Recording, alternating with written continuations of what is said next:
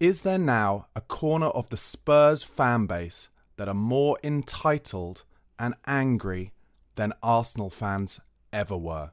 You remember that Arsenal fan base under Arsene Wenger when they were expectant of trophies, of winning every single time they hit the pitch, even though they just paid for a huge new stadium and were having to pay it off and couldn't really spend any money on transfer fees. It lasted forever. They were angry. Everybody else laughed at them. And now, I wonder, from the hysteria after one loss away at Fulham 3-0, is there a corner of the fan base that are becoming just like Arsenal's were? That is what I'm going to talk about in today's episode of the Spurred On Podcast. And I want to start by talking a little bit more about that hysteria. That was Tottenham's second loss in 10 league games. We're fifth in the Premier League.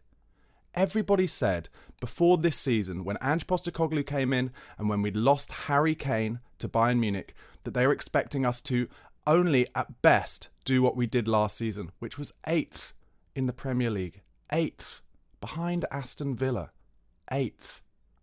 So why now is everyone getting hysterical because we've lost only 2 games in the last 10? Yes, the game against Fulham, it was disappointing. It was upsetting. The desire wasn't quite there. There was something off.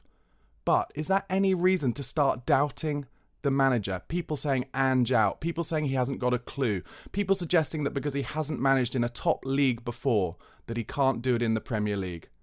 Is it not right, though, that he's made a rod for his own back because he started so well? 8 wins, 2 draws in his first 10 games. Because the style of football has been so outstanding, so front-footed, so forward-thinking, so aggressive.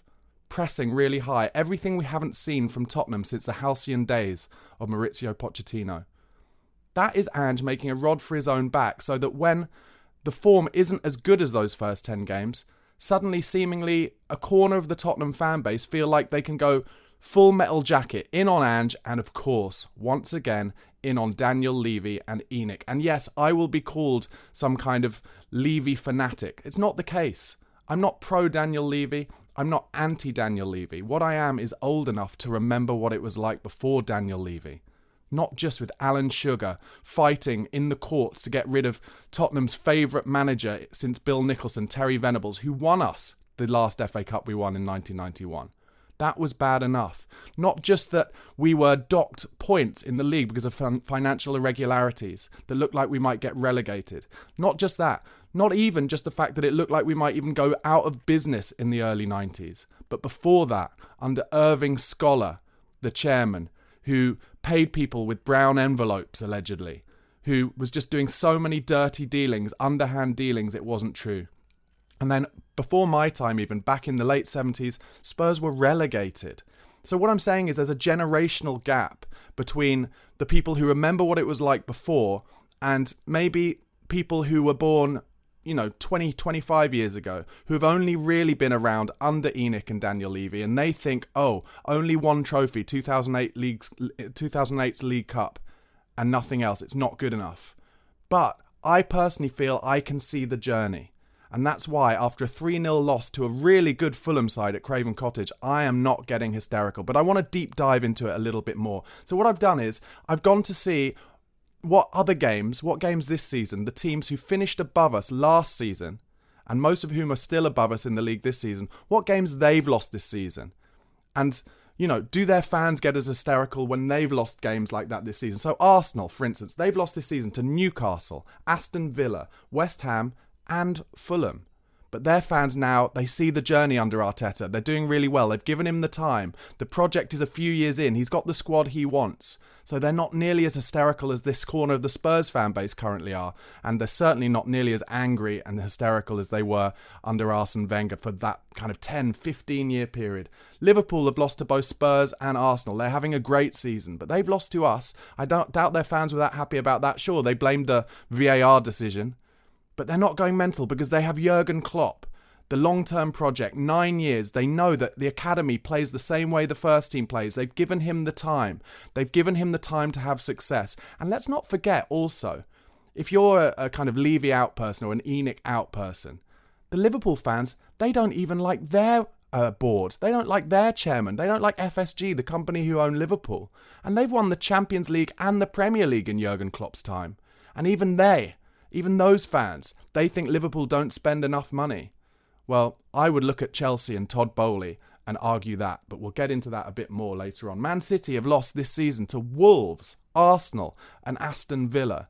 Even Man City, the great Man City, the team who have cheated every financial system under the sun to buy every world-class player they possibly can. Their argument, before they've spent 100 million on Jack Grealish, their argument was that we've never spent 100 million. No, but they've spent 50 to 60 million 40 times to get the best squad in world football. But they've still lost this season to Wolves. No hysteria. Man United finished above us last season. The great Man United, they've spent £1 billion. They spend all the money, the money that Spurs fans expect Levy and ENIC to spend, even though they try to run it sustainably. Man United this season have lost to Spurs, Arsenal, Brighton, Crystal Palace, Man City, Newcastle, Bournemouth, West Ham, Nottingham Forest, Fulham as well, and Man City again. Man United. Newcastle finished above us last season, got in the Champions League. They're run by a state. They have all the money in the world. But can they use it now with financial fair play rules? This season, terrible. They've lost to City, Liverpool, Brighton, Bournemouth, Everton. They've also lost to Spurs, Luton, Forest, Liverpool, Man City, Arsenal and Chelsea. Their fans aren't getting hysterical because they see a project. They see what's possible. So there's no mass hysteria. There's no huge call for Eddie Howe to go. There's no suggestion that the board aren't doing it the right way. Aston Villa finished above us last season. They've lost to Newcastle, Liverpool, Nottingham Forest, Man United, Newcastle again, Man United again, and Tottenham. Teams lose. It's the Premier League. It happens. You have off days. Sometimes you turn up at a club who are mid-table like Fulham and they do a number on you. They're just better than you on the day. You don't have to throw the baby out with the bathwater. Anyway, I want to talk more about some of the particular kind of tweets that I've seen, some of the particular people who seem to get very angry when Tottenham lose and give my thoughts on it. First up, Ozzy Ardiles, Ozzy from Australia, says, with all due respect, this season has been a dreadful failure. No question. Likely to finish outside the top 4, no trophy for Levy lovers, and a disastrous cup campaign. As a club, we now exist to just make up the numbers. This is the ENIC legacy for you. Hashtag Levy out, hashtag ENIC out. Has the season been a dreadful failure? Of course it hasn't. We're in 5th place. We came 8th last season with the best striker in the history of the Premier League. The football is so much better. The recruitment is so much better. It's so exciting. The squad, the way that we're playing, front foot, goals being scored. That's what Tottenham is all about. To dare is to do. We've got a manager who's talking about building us into a winning side, saying he's not interested in 4th place like Spurs fans and managers so far have only been interested in. He wants to put us in a place where we can win the Premier League down the line, and I believe in him.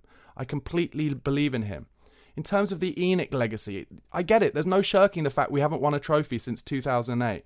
But what do people actually expect when we're up against teams and clubs who have cheated the system? Manchester City and Chelsea breaking every possible rule just to buy success. We would have won at least one Premier League. And I say at least because that was the season we finished behind Chelsea, who cheated. But I think we would have won more trophies had it not been for state-run clubs, oligarch-run clubs, clubs who cheated the system. And I ask you, when it comes to ENIC out, what do you want instead? It's subjective. Of course you're allowed to say get rid of the board. But tell me, what do you actually want instead? Who do you want? Do you want Todd Boehly? Presumably, when Todd Boehly was interested in potentially buying Spurs, and that was a story before he went to Chelsea, you thought, yes, we want that. We want to be run by American hedge fund people. But you look at Chelsea now, is that what you want? Over £1 billion spent on a mishmash of potentially good youth talent? Not for me. The reason that Chelsea have that transfer strategy is because they can't get the top echelon of players.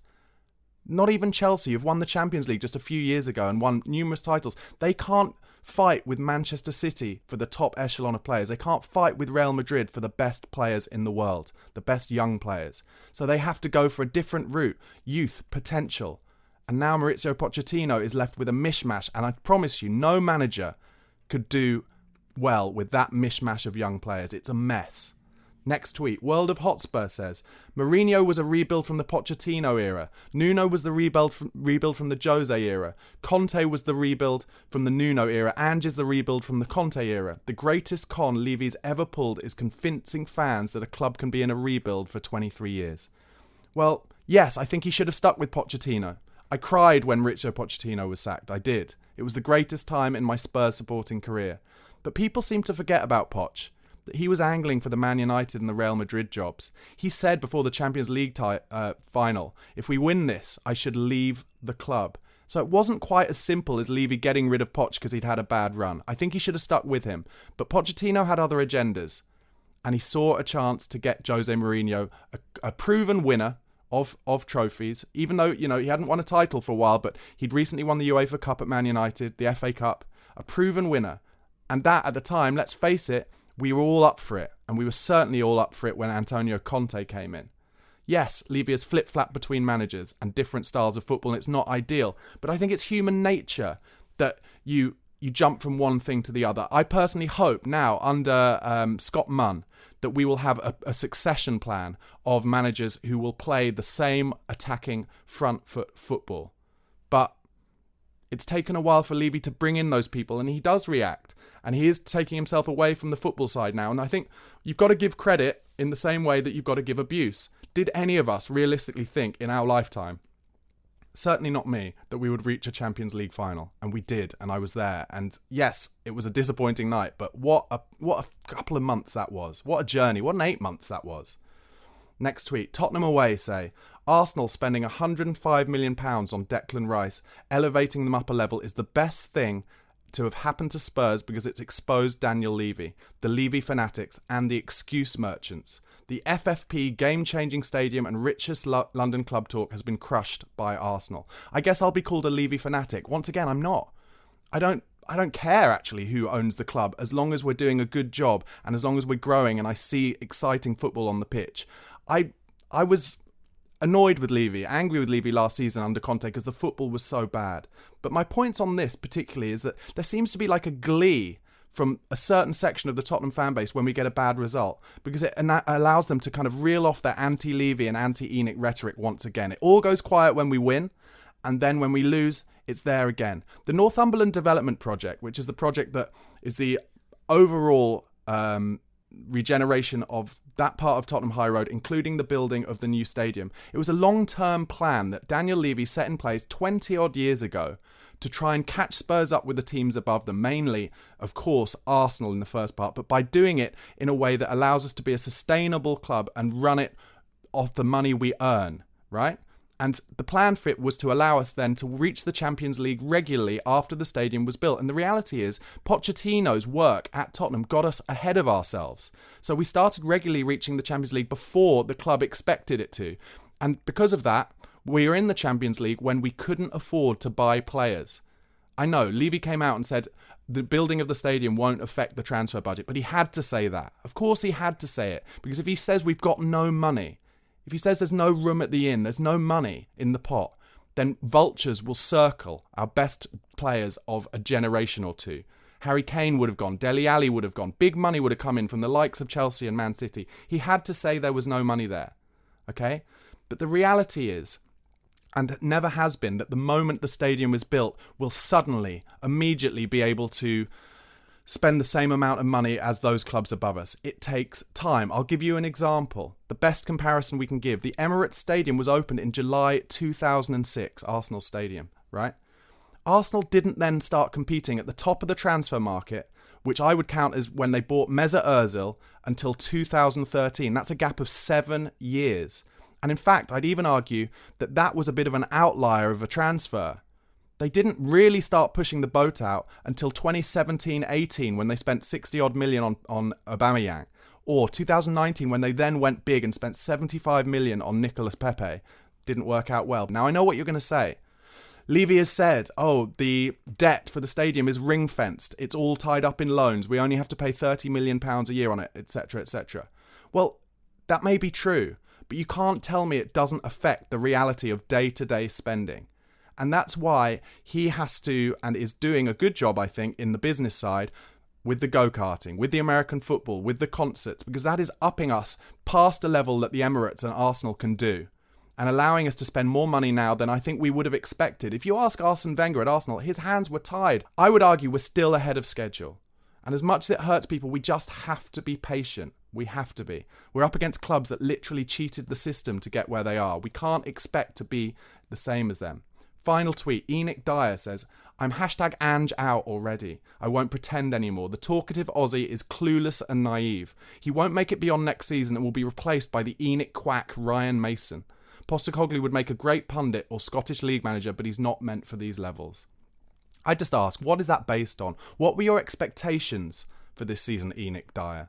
Most people said 8th at best. That's where we finished last season. We lost Harry Kane. Like, are you actually real about this, or do you find it exciting when Spurs lose because you know you can write a tweet that will get lots of traction and lots of engagement and lots of anger? Surely you can see the improvement in the club, the squad and the team. We've had wins against big clubs, Liverpool, Man United. We drew at the Emirates. Not many people do that. Think about the way that other players and other managers and pundits talk about Tottenham Hotspur now. It's different. It's exciting. They love watching us play. The best thing about Pochettino's time as manager of Spurs was how other people talked about us. For the first time in my lifetime. It was brilliant, and we're getting back there again. Guys, all I ask is be realistic. Be patient. It's a huge, difficult fight that we're in against big, cheating other clubs. But I think our club, Tottenham Hotspur, are finally aligned from bottom to top in terms of what we need to get there, to get to the trophies, to get to the potential promised land. I think we can do it, and I think we will do it. Stick to it, guys. Thank you so much for watching. I really appreciate it. Let me know what you thought in the comments below. Give us a like and press subscribe, and go over to the podcast platforms, be it Spotify or Apple Podcasts. Give me a follow and a like there. It really helps, guys. And if you want to become a member, a Spurred On Pro member or a Patreon member, all the information is in the comments, in the description box below. Sorry. Only £1 a month. I really appreciate it. Most importantly, come on, you Spurs.